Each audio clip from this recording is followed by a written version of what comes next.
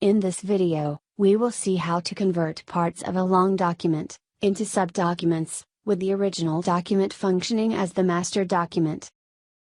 In order to create a master subdocument, the sample that we have used is a handbook of tips on using Microsoft Word.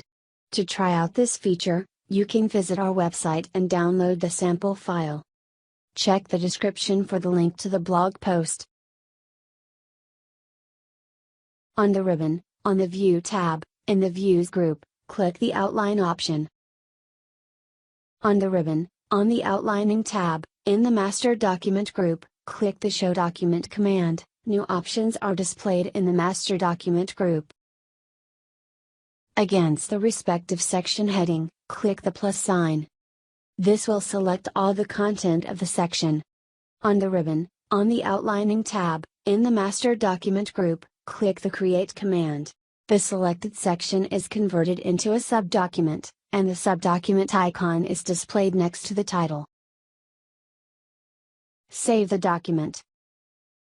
The subdocuments created are saved in the same folder as that of the master document.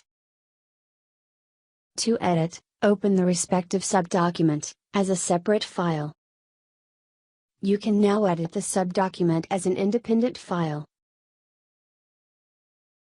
The changes will be reflected in the content as well as the TOC.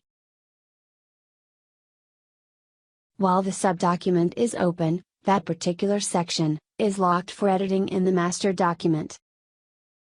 With this, it is now easier for a team to work on multiple sections of a long document with minimal efforts. Thank you for watching this video.